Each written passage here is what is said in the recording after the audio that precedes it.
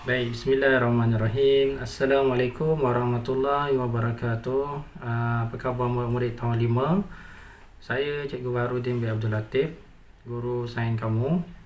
Baik, minggu ni kita akan menyambung lagi pelajaran kita yang minggu lepas. Minggu lepas berkenaan tajuk kemahiran proses sains, dan minggu ni masih lagi kita dalam tajuk kemahiran proses sains. Baik, mungkin kamu tak pernah kenal lagi saya kan? Inilah saya, Cikgu Baharudin bin Abdul Latif, yang akan mengajar kamu sains pada tahun ini. Baik, seterusnya kamu kena faham dulu apa itu kemahiran proses sains.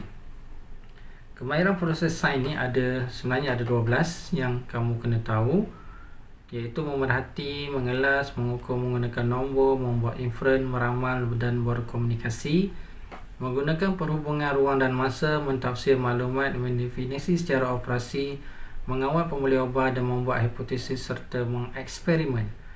Macam pening kan, macam banyak kan, tapi jangan risau. Kemahiran proses sains ni dia macam kalau kita di dapur, kita kena ada kemahiran memasak lah. Apa kemahiran memasak? Memotong bawang, menyiang ikan, menggoreng, membasuh pinggan. Kalau kita di kebun, kita ada kemahiran berkebun, menyangkul, membuang rumput, menyabit, membaja, menyiram, itu kemahiran di kebun.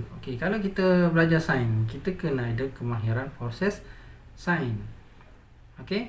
Kemahiran yang pertama memerhati, dah belajar kan? Dulu pun kita dah belajar, tiap tahun kita akan belajar kemahiran proses sains ni. Setiap tahun kita akan meningkatkan kemahiran proses sains kita. Memerhati menggunakan semua deria. Pokok itu hijau, pokok itu lebih tinggi daripada pokok A, pokok B dan sebagainya. Mengelas ni kita mengkategorikan, menyusun ikut kumpulan dia. Mengukur menggunakan nombor, mengukur menggunakan alat yang ada nombor lah. Menggunakan pembaris, pita ukur, tabung uji dan sebagainya. Membuat inferen ni menyatakan sebab. Kenapa hari ni jemur kain tak kering? Kerana cuaca lembap. Kenapa tayar kereta itu pancit? Kerana tertusuk paku. Seterusnya meramal. Meramal ni memberi andaian, meneka lah, berdasarkan logik saintifik lah, bukan logik akal. Memberi ramalan. Kemudian berkomunikasi ni menurunkan data dalam bentuk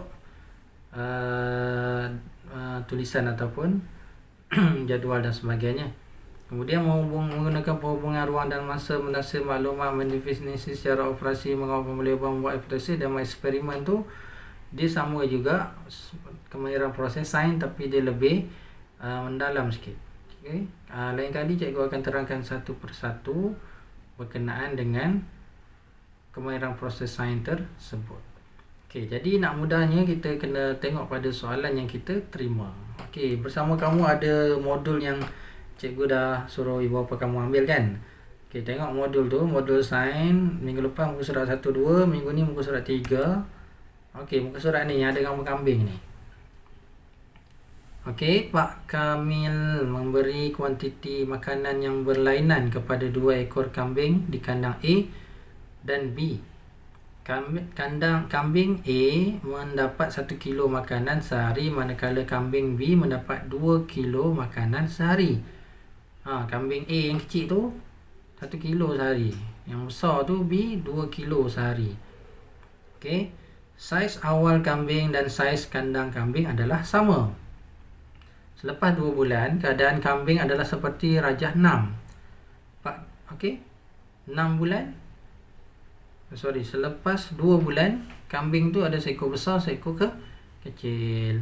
Jadi, apakah pemerhatian yang dapat dibuat berdasarkan penyiasatan ini? Pemerhatian kamu terhadap 2 ekor kambing tu. Macam mana membuat pemerhatian? Iaitu caranya, kambing B lebih besar daripada kambing A. Macam itulah contohnya. B, nyatakan satu lagi pemerhatian cara kuantitatif. Kuantitatif ni maksudnya dari segi bilangan ukuran. Okey. C. Nyatakan satu pemerhatian berdasarkan kualitatif. Kualiti pula. Kualiti. Dari segi kualiti dalam penyiasatan ini. Macam mana nak jawab? Okey, seterusnya tengok pada gambar yang seterusnya. Iaitu ni saya dah bagi jawapan dah. Okey. Kambing B lebih besar daripada kambing A. Soalan A. Soalan B. Nyatakan dari segi kuantitatif juga. Tadi besar, sekarang tinggi lah. Kuantiti. Tinggi lebih besar, lebih tinggi daripada kambing A. Kemudian C. Berikan satu pemerhatian berdasarkan kualitatif. Okey, kambing B lebih sihat daripada kambing A. Okey, ni cara menjawab dia lah. Kamu boleh jawab jawapan lain pun tak apa. Ni contoh saja. Kalau tak tahu, boleh ikut jawapan cikgu yang bagi ni pun tak apa. Kita belajar kan. Okey. Seterusnya ada lagi satu soalan, muka surat 4. Maklumat di bawah menunjukkan beberapa objek. Ni kamu kena buat apa rasa-rasanya? Kamu kena buat pengelasan. Dia bagi sebanyak 15 objek, jadi kita kena bina satu pengelasan objek di bawah, di atas, berdasarkan ciri sepunya dan ciri berbeza dalam ruang yang disediakan di bawah. Jadi kena buat pengelasan. Macam mana nak buat pengelasannya? Okey. Tengok pada contoh seterusnya. Berdasarkan maklumat di bawah, di bawah menunjukkan beberapa objek, kita kena buat pengelasan. Jadi saya bagi contoh, kita kena bagikan dua kumpulan barang-barang objek ni, iaitu yang pertama menyerap air, yang kedua tidak menyerap air. Jadi apakah objek yang menyerap air, kita senaraikan di bawah, dan objek yang tidak menyerap air kita senaraikan di sebelah. Ini contoh. Kalau kamu nak buat pengelasan bentuk lain tak kisah, yang penting ada dua pengelasan dan dua jenis objek ya. Okey, nombor 4, berdasarkan jawapan kamu, nyatakan ciri sepunya yang kamu gunakan dalam membuat pengelasan. Ciri sepunyanya adalah kebolehan menyerap air. Okey, jawapan contoh dah bagi, jadi kamu tinggal buat saja modul tersebut. Okey, cikgu harap cikgu dapat membantu kamu, dan mudah-mudahan kamu boleh belajar dengan lebih tekun dan rajin walaupun kamu di rumah PKP. Jadi kamu kena usaha lebih daripada biasa untuk terus menerus belajar walaupun kamu berada di rumah. Okey, sekian, selamat belajar. Assalamualaikum warahmatullahi wabarakatuh. Selamat murid.